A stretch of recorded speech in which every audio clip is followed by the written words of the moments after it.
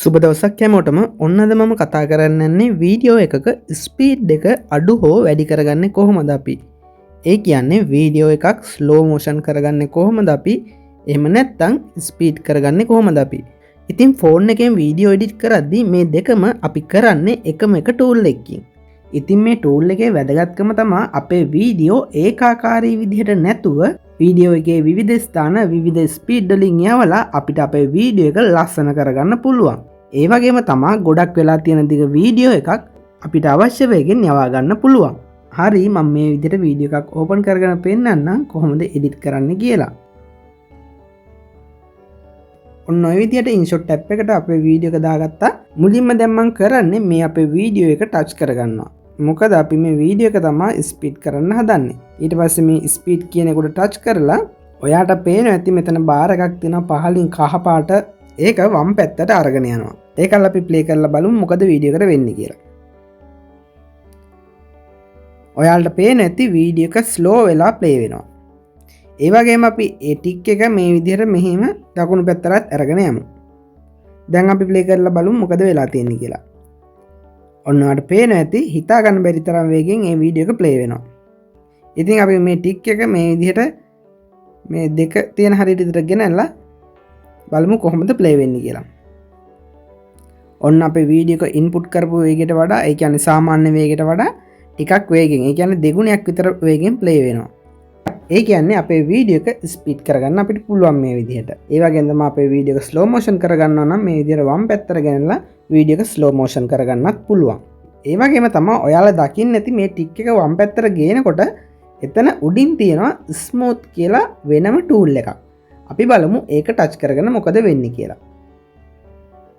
ඔන්න මම ඒක ටච් කරා. දැන් ඒක ප්ලේ කරලා බලමු. ඔයාලට පේන ඇති මුල්ම විදිහට වඩා මේ විදිහේදී අපේ වීඩියෝ එකේ තියෙන ප්‍රේම් ගාන වැඩි වෙනවා. ඒ කියන්නේ මේ වීඩියෝ එක ලස්සනට ස්මූත් විදිහට ප්ලේ වෙනවා.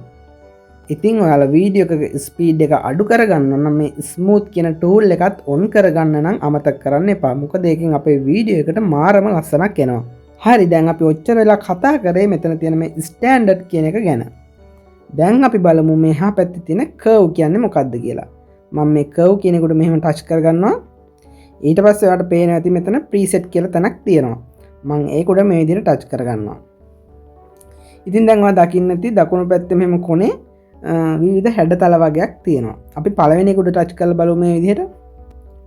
අන්න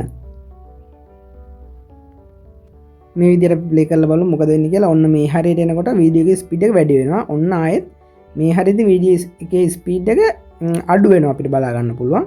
ඔන්න ආයෙත් වීඩියෝ එකේ ස්පීඩ් එක මේ හරියදී ඔන්න වැඩි වුණා, ආයෙත් අඩු වෙනවා.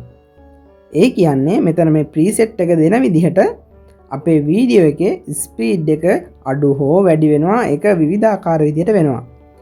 කලින් අපේ වීඩියෝ එක මුළු වීඩියෝ එක පුරාටම වීඩියෝ එක ස්පීඩ් එක අඩු කරනවා නම් මුළු වීඩියෝ එකම මේ එකම ස්පීඩ් එක බලපෑවා. වීඩියෝ එක වැඩි කරනවා නම් ස්පීඩ් එක ඒ ස්පීඩ් එක මුළු වීඩියෝ එකටම බලපෑවා. දැන් මෙතනදි මේ කර්ව් කියන එකේදී වෙන්නේ ඒක නෙවෙයි. වීඩියෝ එකේ විවිධ ස්ථාන විවිධ ස්පීඩ් වලින් අපිට යවා ගන්න පුළුවන්. ඔයාලා try කරලා බලන්න මේ එක එක ප්‍රීසෙට් එක දාලා කොහොමද වීඩියෝ එක ප්ලේ වෙන්නේ කියලා.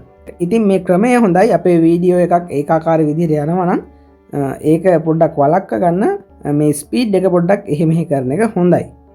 තව දෙයක් කියන්නම්. මෙතන ඇඩ් කියලා ටූල් එකක් ඔයාලට පේනවා ඇති. ඒ ඇඩ් කියන ටූල් එක ටච් කරලා අපිට මේ විදිහට මෙතන ටික් පහක් තියෙනවා ඔයාලට පේනවා. මේ වගේ ටික් එකක් අපිට අවශ්‍ය තැනින් මේ විදිහට දාගන්නත් පුළුවන්. ඒක අපිට අතින් ඇඩ්ජස්ට් කරගන්නත් පුළුවන්. මේ ඕන ටික් එකක් අපිට මේ විදිහට අපිට ඕන හැඩතලයකට ඕන ස්පීඩ් එකකට මෙම අතින් ඇඩ්ජස්ට් කරගන්න පුළුවන්. ඉතින් ඔයාලට තේරෙන්නේ නැති මේ කියන දේ ඔයාලා try කරලා බලන්න. එතකොට ගොඩක් දුරට ඔයාලට මේක එක්ස්පීරියන්ස් එකෙන්ම තේරෙයි මොකද්ද මෙතන වෙන්නේ කියලා. තව දෙයක් මෙතනදී විශේෂයෙන් කියන්න ඕනේ. ඔයාලා හිතන්න අපි මෙතන දාන වීඩියෝ එකේ මොකක් හරි මියුසික් එකක් තියෙනවා කියලා. ඉතින් වීඩියෝ එකේ ස්පීඩ් එක මේ විදිහට අඩු වෙනකොට ඒ වීඩියෝ එකේ මියුසික් එකත් පොඩ්ඩක් ඇදිලා වගේ යනවා. ඒ වගේම තමයි මේ ටික් එක මෙහෙට ස්පීඩ් එක අපි වැඩි කරනකොට අපේ වීඩියෝ එකත් එක්කම අපේ සවුන්ඩ් එකත් ස්පීඩ් එක වැඩි කරගන්නවා. ඒ කියන්නේ අපි සින්දුවක් වගේ එකේ තියෙනවා නම් සින්දුවත් ස්පීඩ් එකෙන් ප්ලේ වෙනවා. ඉතින් ඒ වගේම තමයි අපේ වීඩියෝ එකේ දිග වැඩි කරගන්න හෝ දිග අඩු කරගන්නත් මේක බලපානවා. දැන් ඔයා හිතන්න මේ වීඩියෝ එක මට ප්‍රමාණය වැඩි මෙතන ඔයාලට පේන ඇති තප්පර 12ක් තියෙනවා. ඉතින් මට මේ මුළු වීඩියෝ එකේම තියෙන අන්තර්ගතයේ වීඩියෝ එකේ තියෙන්නත් ඕනි. ඒ වගේම මෙතන මට තප්පර 12ත් වැඩි. මම කියන දේ වලට තේරෙනවා ඇති. මට දැන් තප්පර 12 වැඩි නම් මේ මැදින් මේ විදිහට කට් කරලා මේක ඩිලීට් කරලා දාන්න පුළුවන් නේ. නමුත් මට එහෙම කරන්නත් බෑ. මොකද මේ ඩිලීට් කරන කොටසේ තියෙන කෑල්ලත් ඒකේ තියෙන අන්තර්ගතයත් මට අවශ්‍ය වෙනවා. නමුත් මට මේක දිග අඩු කරගන්නත් ඕනි. ඒ වගේ වෙලාවට මම කරන්නේ මේක උඩ ටච් කරලා මේ විදිහට ස්පීඩ් කියන එකට ගිහිල්ලා ස්පීඩ් එක ටිකක් වැඩි කරගන්න. මේ එකේ තියෙනවා නම් මේ විදිහට ටිකක් ස්පීඩ් එක වැඩි කරගන්නවා. ස්පීඩ් එක වැඩි කරනකොට මොකද වෙන්නේ? මේකේ වෙලාව ඒ කියන්නේ ටයිම් ඩියුරේෂන් එක අඩු වෙනවා. ඒ වගේම තමයි ඒක අනිත් පැත්තට අපි ස්පීඩ් එක මේ විදිහට අඩු කරොත් එහෙම අපේ ටයිම් ඩියුරේෂන් එක වැඩි වෙනවා. ඉතින් ওই ටික තමයි කියන්න තියෙන්නේ. ඉතින් ඔයා හදාගත්ත වීඩියෝ එක මේ උඩින් මෙතනින් එක්ස්පෝර්ට් කියන එකට ගිහිල්ලා එක්ස්පෝර්ට් කරගන්නත් පුළුවන්. හරි එහෙනම් අද කතා කරපු යම් කිසි දෙයක් ගැන ඔයාලට ප්‍රශ්නයක් තියෙනවා නම් පහලින් කමෙන්ට් කරගෙන යන්න පුළුවන්. මම හැම ප්‍රශ්නයකටම මම දන්න විදිහට උත්තර දෙනවා. ඒ වගේම තමයි ෆෝන් එකේ වීඩියෝ එඩිට් කරන දේ ගැන යම් කිසි ප්‍රශ්නයක් තියෙනවා නම් ඔයාට පහලින් කමෙන්ට් කරගෙන යන්න පුළුවන්. සියලු දෙනාටම සුබ දවසක්. එහෙනම් ගිහින් එන්නම්. මම චන්දිම රාජපක්ෂ.